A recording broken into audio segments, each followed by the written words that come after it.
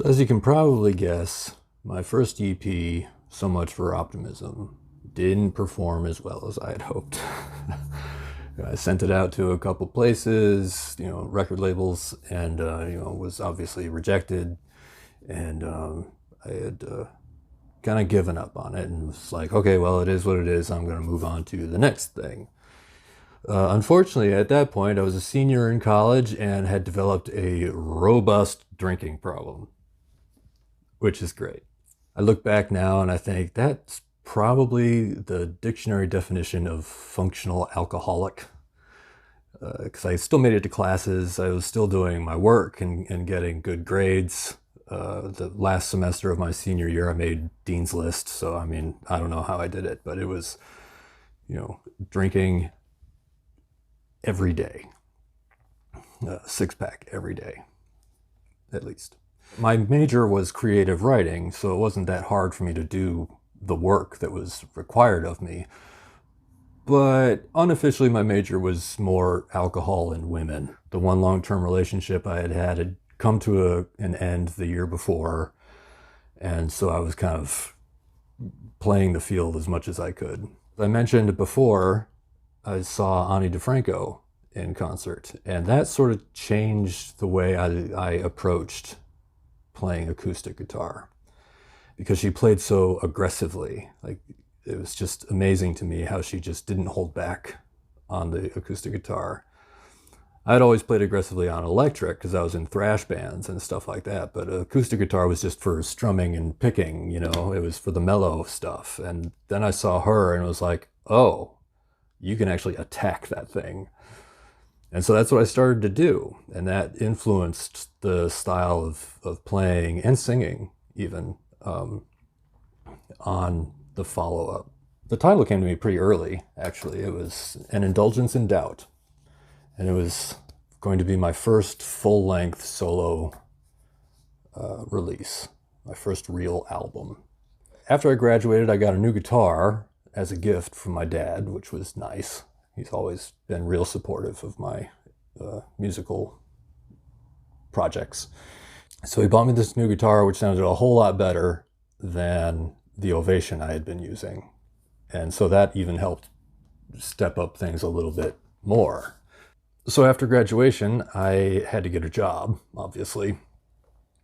And so I took a job at a large corporate chain bookstore.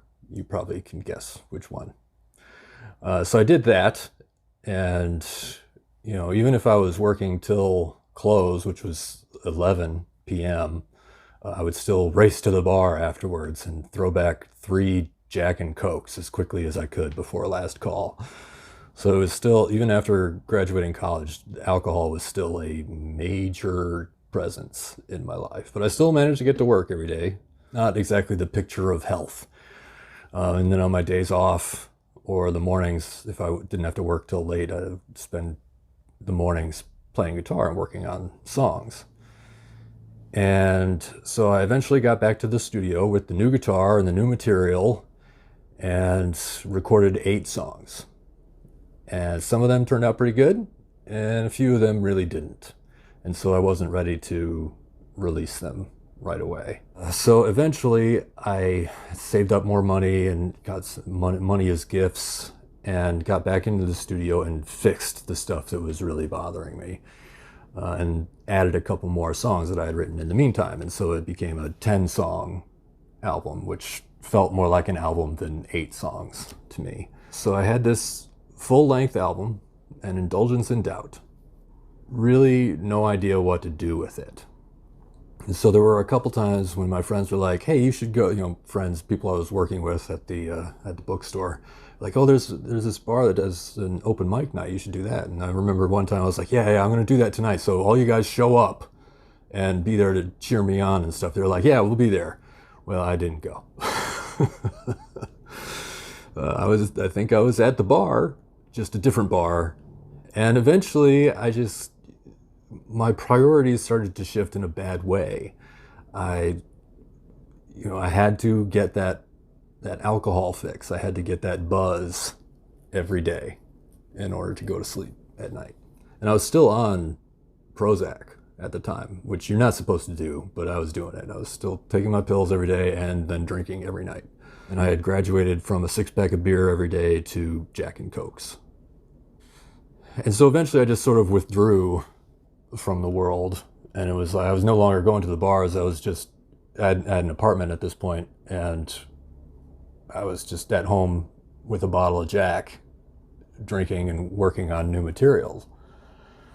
So an Indulgence in Doubt kind of just sat there and didn't really get any promotion. I never even made an album cover for it.